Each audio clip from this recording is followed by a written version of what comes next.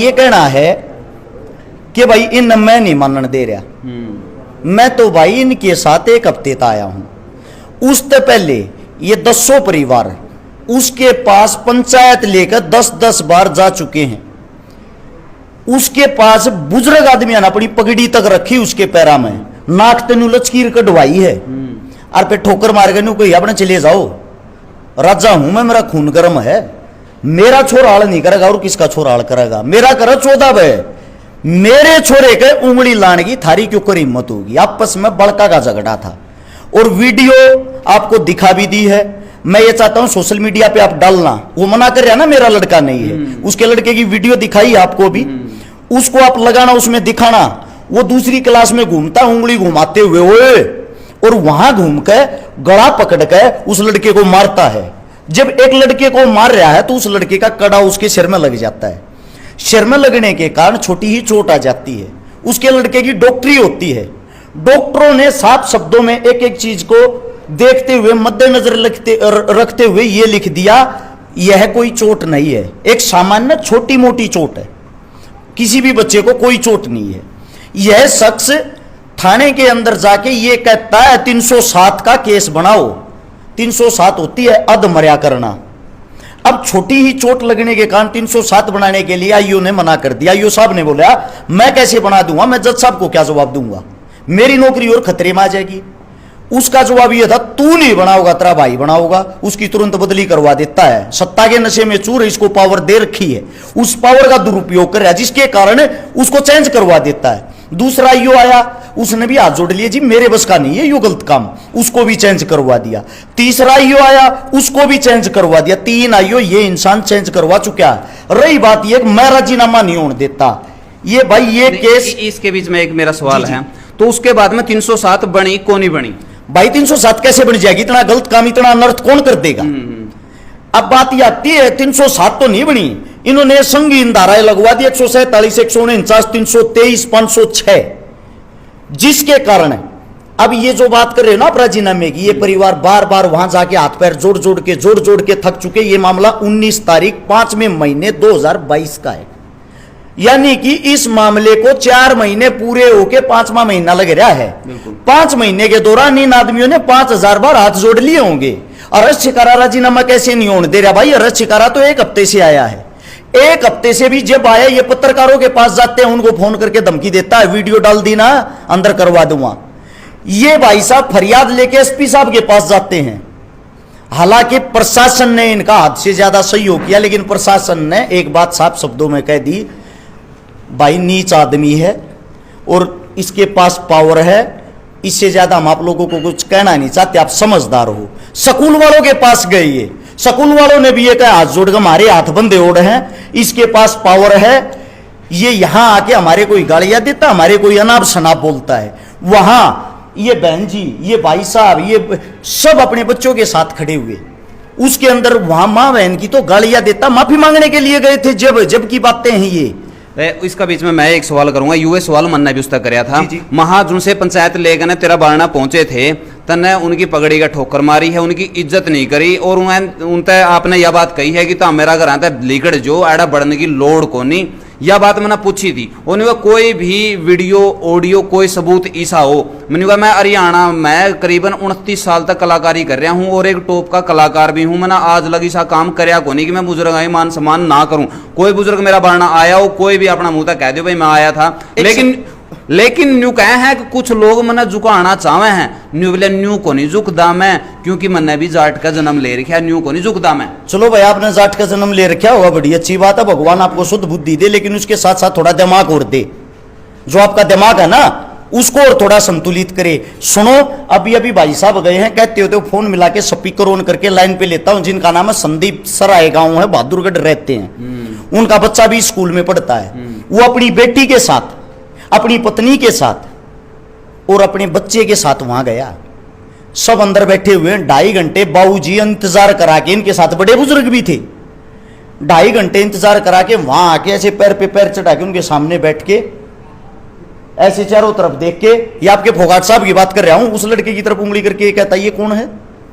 बोला भाई साहब ये वो तो लड़का आपने माफी मांगने थी बुलाया था, मैं वो अब शब्द बोल नहीं सकता, गंदी गाली देकर इसको बैठने के लिए किसी ने कहा भाग यहां से। वो लड़का अपने पिता की तरफ देख रहा, मेरी बेइज्जती कराने ले आया था बाप। वो बाप अपनी बेटी की तरफ देख रहा, मैं अपनी बेटी के सामने गाल खाने लग रहा हूं, वह उसकी पत्नी दोनों की तरफ देख रही। इससे बड़ा क्या अपमान होगा, इससे बड़ी क्या बेइज्जती होगी। उन परिवार दो रहे शब्द नहीं थे, फिर भी बोले भाई साहब हमारी गलती होगी, मारता माफी दे दो, न्यू कहकर उठ का आएगी। वो आदमी आज भी बीमार है, आज भी उसका हॉस्पिटल में इलाज चल रहा है। एक अच्छे परिवार से, सक्षम परिवार से होते हुए इस चीज की इतनी काली मान गया। एक सेकंड, ये आपके पीछे परिवार है भाई साहब, कितने बार माफी मांगने वाली है? वो न्यू का मैंने किसी का अपमान नहीं करे। एक बार आपको बता दो, मैं झूठ बोलता हूँ बहन जी, को बताइए। सबका किया है सर उन्होंने अपना अपमान, बिल्कुल जो भी जाओ है ना उसी को मतलब बिल्कुल यो कुर्सी पर तो यूं लगा लो उठ कर कूदन हो रहा है। वो ये नहीं मतलब सीधा यूं को है जैसे कोई बच्चा बैठ गया वहाँ पे, हम यूं कहेंगे भी चलो गलती मान रहे हैं, मैं भी मान रही हूँ, मेरी माँ भी मान रही है, और भी जो बड़े बुजुर्ग जा रहे हैं वो भी मानने लग रहे हैं। किस तरह फैसला कर लूँ मैं? मेरे बेटे के सामने नहीं आने चाहिए, और मन अगर यूं फैसला कर लिया तो मेरा बेटा सीधा न्यू समझ लेगा कि मैं तो फद्दू हूँ। ये वर्ड यूज कर रहा है। न्यू का है बोला, मेरी माँ तो न्यू का है, न्यू सर फोड़ूंगी मैं तो, मगा न्यू तो फुटना ना दूं भाई, मगा हम भी पेरेंट्स है, मगा तेरा आका हाथ जोड़ा, मगा न्यू तो मत न करे भाई, समाज में फैसले हो सारे जोड़े हमने मतलब कम से कम ये लगा लो 5-6 बार तो मैं खुद अपनी माँ के साथ बार बार मतलब उसके ऑफिस में इसके हमने जो भी मतलब यूँ लगा कि चलो उसकी मान जगह उसको लेकर इतने बार उनके आगे हाथ जोड़ते रहे हैं, लेकिन उसका सिर्फ एक ही होता है कि आज मीटिंग कर ली, गाली गलौज कर ली, अकेले बच्चा न बुला कर, अकेले खुद मेरे बेटे से उसने मीटिंग करी और मेरे बेटे को इतने गंदे वर्ड, इतनी गंदी गालियां दी। वो ये सोचा है अकभी मैं बच्चा ने प्रो कर मतलब ऐसा उकसा दूं कि यो बच्चा के मन की मैं गलती और करे, लेकिन हमने ये कह रखी थी बेटा यो गंदा आदमी टकरा गया, हमने इसकी बराबरी हम नहीं करना चाहते, हमने अपने बच्चे आगे मतलब यूं सोचा कि भी आगे पढ़ लिख कर बन जाओ, इसने कोई और टकरा होगा। यह बात मैंने पूछी थी उस टाइम। महाजी आपने फैसला का तौर पे के कुछ कहा, महा अपना बच्चे टर्मिनेट करवा दिए जीडी गोयनका में। सुनो जी मैं जवाब दूंगा भाई साहब, यहाँ पे आओ। पहले तो ये पूछो ये परिवार कौन, इनके लड़के का क्या रोल है, बाकी तो बातें ही बाद में करना। ये इनके लड़के का नाम है, एफआईआर की कॉपी वही एफआईआर की कॉपी, ये देख लो 1 से लेकर 9 बच्चों का नाम, इनके बच्चे का तो नाम भी नहीं था एफआईआर में, ना इनके बच्चे का लेना देना था केस से, ना इनका बच्चा लड़ाई झगड़े में था। एक सेकंड भाई साहब, एक बारी इनके लड़के का नाम है विश्वेंद्र, बाद में केस में नाम डलवाया है। ये पेन तमनीस मारे लिख रहा क्या ताकि आप लोगों को पता लग जाए, चेक कर सकते हो एफआईआर में इनके लड़के का नाम नहीं था। ये माफी मांगते हाथ पास जोड़ते आंडे हैं। जो कॉपी उसने मारा था दिखाई, उसमें आपका बच्चा का नाम भी था, सिर्फ 9 बच्चों का नाम था, और उसमें कोई लड़की का आप जिक्र कर रहे थे, उसमें किसी लड़की का भी जिक्र नहीं था। भाई साहब वो लड़की वाली बताओ, वो बाद में इन्वॉल्व करी है और उस लड़की पर धारा लगवाने की वो करी है, वो आईओ साहब ने वो चीजें करी नहीं, आईओ ने सख्त मना कर दिया, मैं नहीं करूंगा गलत काम। 2 लड़कियां थी, नाम तो मैं कैमरे के सामने लूंगा नहीं। दूसरी बात, इसी के अंदर सबसे पहला जो लड़के का नाम दीपांशु, आपके पास वीडियो में देख लेना दीपांशु का क्या रोल। दीपांशु इसके बेटे को ही छुटवा रहा है, यानी कि छुटवाया है, उसका नाम पहले नंबर पर। एक लड़का तीसरे नंबर पर देव गांधी, खाली खड़ा होगा देखने लग रहा था, इसका नाम इसलिए लिखवा रहा है इसके साथ इसके लड़के की बनती कोन्या। इसके बाद ईशान चाटली जो था ही नहीं कहीं भी, किसी का कोई रोल नहीं था, इसका नाम लिखवा रहा क्या 4थे नंबर पे, इसका की तो दूर दूर की भी रिलेशन नहीं है। ये एफआईआर की कॉपियां हैं, वो कितना सच्चा कितना झूठा ये भाई ये चीख चीख कर बताने लग रही है। दूसरी बात, उसका लड़का कितना शरीफ है, सबूत दिखाता हूं आप लोगों को। वो कह रहा है मेरा लड़का ये, मेरा लड़का वो। मैं कोई भी बात बिना प्रूफ के आप लोगों के सामने रखना नहीं चाहता। एक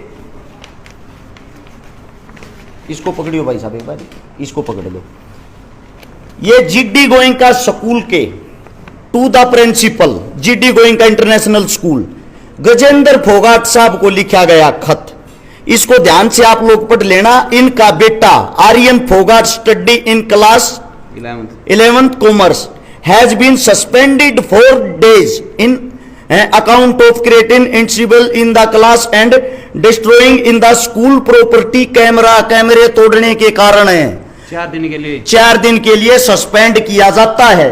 ये बातें कब की हैं, साथ के साथ देखते रहना। ये बातें हैं इसके बाद की सुनो, 26/11/2021 की, 1 साल पहले की। इसके लड़के के करतूत देख लो, सबूत है ये। इसके लड़के ने मिस्टर गजेंद्र फोगाट, साहब दिखाई देता होगा आप लोगों को, Aryan Phogat is been suspended for school according the school act. साफ लिख रहे क्या होगा, इसने मोहित नाम के लड़के के साथ जो 11वीं क्लास में हम मारपीट की, ये आप लोग साथ में लेके जाना, उसको दिखा देना।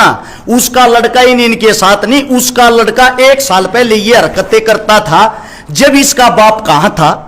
इसके बाप ने उसको सपोर्ट किया है। इसका लड़का कॉलेज में ऐसे खोआ मारेगा दूसरे लड़कों को, लड़कियों को जब निकलता है। इसके बाप का ये कहना है मेरा लड़का और मैं राजा हूं, मेरा खून गर्म है, मेरे बेटे का भी खून